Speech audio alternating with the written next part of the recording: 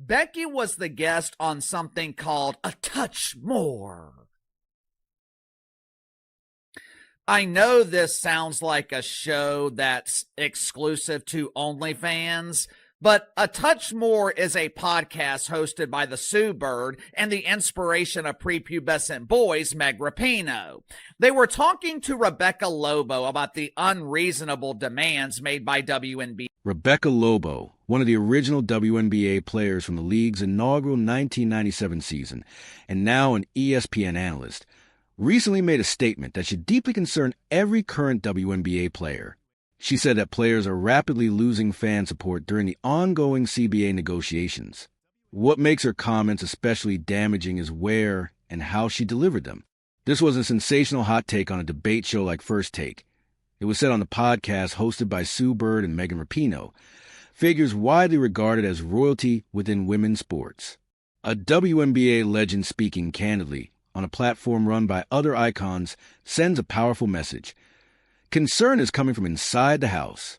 The question now is what the players did to alienate support they're often told they never truly had in the first place. WNBA players for their inability of maintaining support from the fan base.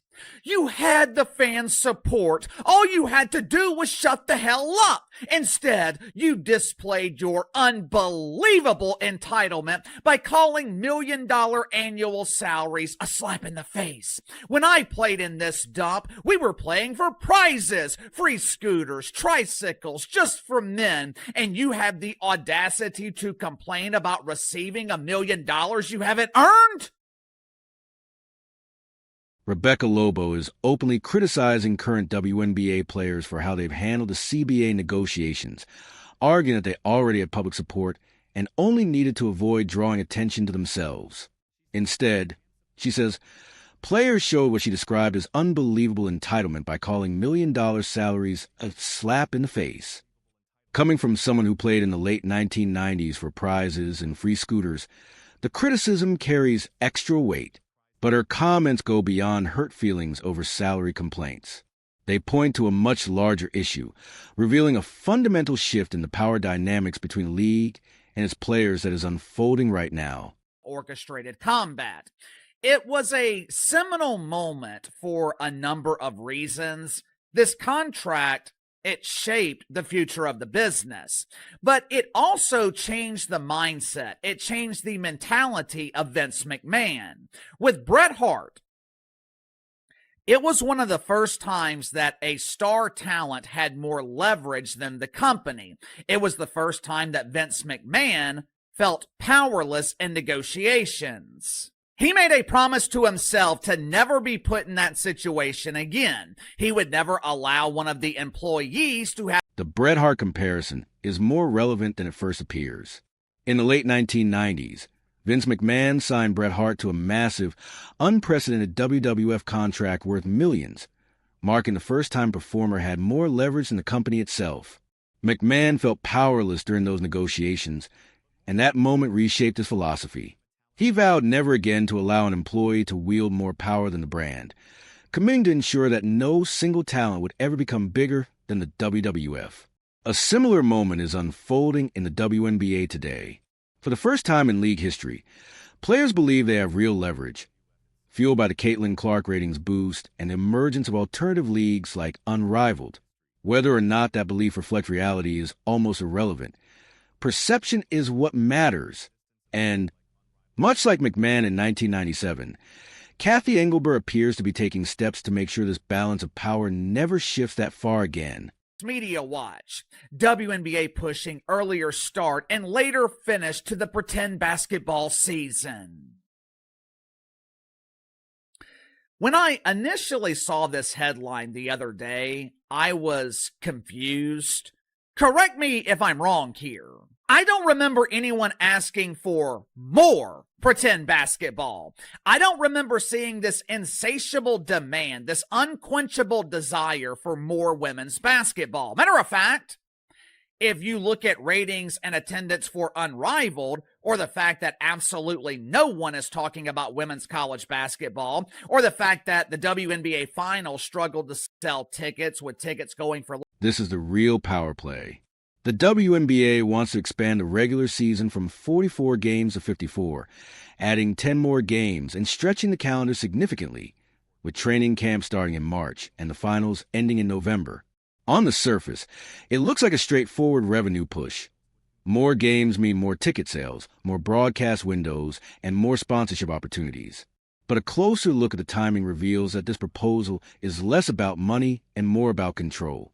If implemented, WNBA players would have virtually no break between the unrivaled season and WNBA training camp, forcing them into year-round play with no opportunity to compete overseas.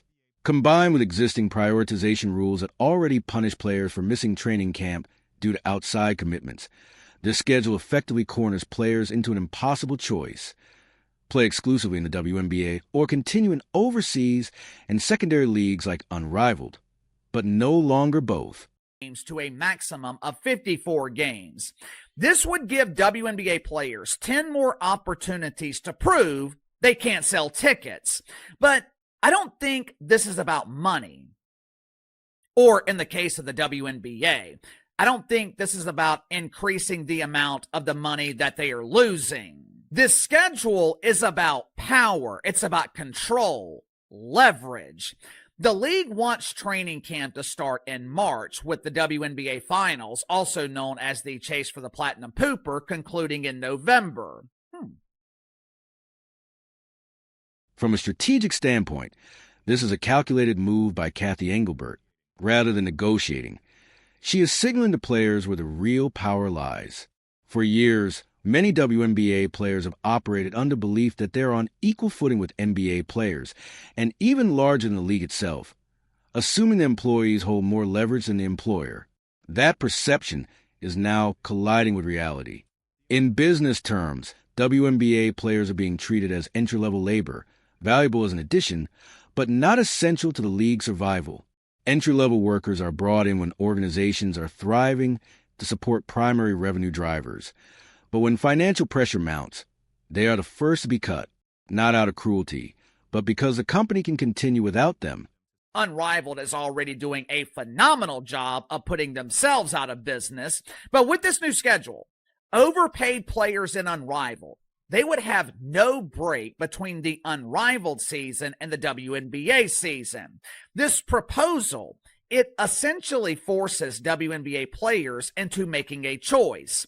Due to prioritization, the WNBA penalizes players who don't show up to training camp because they're competing in another league. Consider what would actually happen if WNBA players went on strike right now. Fan reaction would be minimal, largely because sustained interest in the league barely extends beyond the Caitlin Clark phenomenon. NBA owners wouldn't feel pressure either, since the WNBA reportedly operates at a loss each year. In fact, a walkout could even reduce expenses. That isn't leverage. It's the absence of it.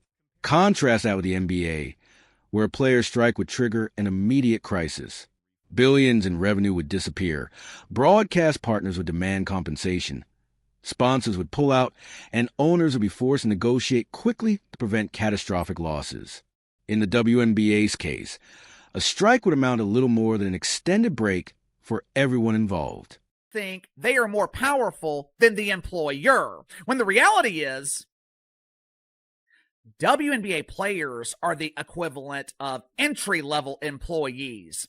Entry-level workers, they're a bonus. Entry-level workers are hired when the company is thriving to assist those who are actually generating the revenue.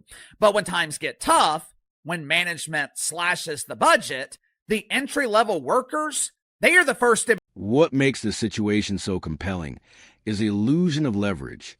WNBA players genuinely believe they hold power right now, interpreting a modest bump in attendance as a meaningful mandate. Television ratings rose largely because Caitlin Clark became a cultural phenomenon, yet that surge has led many to assume they are suddenly entitled to NBA-level compensation. With leagues like Unrivaled and overseas teams offering contracts, players feel as though they have real alternatives.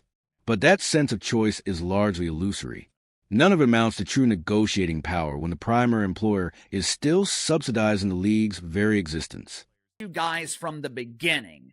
This leverage that WNBA players think they have, this leverage is an illusion. The increased ratings, attendance going from nothing to almost nothing, secondary dumps like Unrivaled and Project B. This gave WNBA players the illusion of leverage. If you took this same situation and you applied it to the NBA, the league would be in trouble. NBA players would get whatever the hell they wanted. But with the WNBA, the same leverage does not apply because this league isn't a necessity. It's a bonus. It's a nice tax write-off for the NBA. But if it goes away, they'll just find another way to ease their tax burden. The way it looks right now, if WNBA players want their $1 million annual contracts, if they want to be paid what they deserve, they're going to have to make some concessions. And the main concession seems to be Unrivaled going out of. This new schedule proposal reveals what the WNBA is really trying to accomplish. If players truly want the $1 million contracts they've labeled a slap in the face, despite not generating the revenue to justify them, then concessions are going to be required. And the biggest one is the elimination of Unrivaled. That league's entire business model depends on access to WNBA players during the winter offseason. Paying six figures for 8 weeks of 3-on-3 basketball from January through March. But if the WNBA season now runs from March through November, that talent pool disappears. Players will be forced to choose between the WNBA and Unrivaled due to prioritization rules that punish outside participation. Unrivaled, founded by Nafisa Collier and Brianna Stewart to give players a domestic offseason option, raised millions, secured media deals, and convinced dozens of players to commit. This schedule change effectively makes that model impossible, and that outcome is not accidental. It is Cathy Engelbert systematically removing any alternative that could give players leverage in future negotiations. Rebecca Lobo's comments on Sue Bird and Megan Rapinoe's podcast reveal how the old guard views this moment. She played when salaries were embarrassingly low and compensation sometimes came in the form of prizes rather than paychecks. From that perspective, today's players sound ungrateful for publicly criticizing $1 million offers. But this conflict isn't really about entitlement or gratitude. It's about power. It's about whether employees can dictate terms to their employer. And the reality is becoming clear. The WNBA is not a necessity. It functions as a subsidized league, a public relations investment, a gesture toward gender equity funded by the NBA. If it disappeared tomorrow, the NBA would simply redirect that money elsewhere. That is not true for the players. Without the WNBA, most have nowhere viable to go. Overseas leagues don't pay enough to sustain long-term careers. Unrivaled cannot survive without the WNBA off-season window, and no other domestic professional league exists. That's why threats of opting out of the CBA or demanding NBA-style 50% revenue sharing are coming from a position of weakness, not strength. Players believe they have leverage because of a single season of increased ratings and attendance, almost entirely driven by Caitlin Clark. But perception is not reality. The ratings bump was concentrated around one player, and sellouts were limited to a small number of games. The rest of the league remained largely invisible. Still, players convinced themselves this was their moment, demanded maximum salaries, publicly rejected anything less, and compared themselves to NBA players despite producing a fraction of the revenue. In doing so, they handed Engelbert all the justification she needed to reassert control. This is why the Bret Hart comparison keeps resurfacing. In 1997, Vince McMahon learned that allowing talent to become more powerful than the brand creates an unsustainable business. He spent the next 25 years ensuring WWE was always bigger than any individual star. Engelbert is applying the same philosophy. Even Caitlin Clark, who drove most of the league's newfound attention, does not have enough leverage to dictate terms. If she walked away tomorrow, the WNBA would continue operating at a loss, funded by the NBA for optics and goodwill, just as it has for decades. The likely outcome is clear. The schedule expansion will pass. Players will complain. Some will threaten to sit out or go overseas, but most will comply because they have no real alternatives. Unrivaled will either fold or fundamentally change its model. Overseas leagues will continue offering modest pay. The power dynamic will reset to where it has always been, with the league holding the cards and players grateful for roster spots. Rebecca Lobo's comments were a warning shot. Players had public indifference, which was close enough to support, and all they needed to do was accept reasonable gains quietly. Instead, they overplayed a weak hand. And when you do that, you don't just lose one negotiation, you lose credibility in every future one. The tragedy isn't that WNBA players won't get NBA money. They were never going to. The tragedy is that they could have made meaningful progress on travel, healthcare, roster expansion, and incremental pay increases. But by demanding everything at once, they may end up with less than they ever needed to settle for in the first place.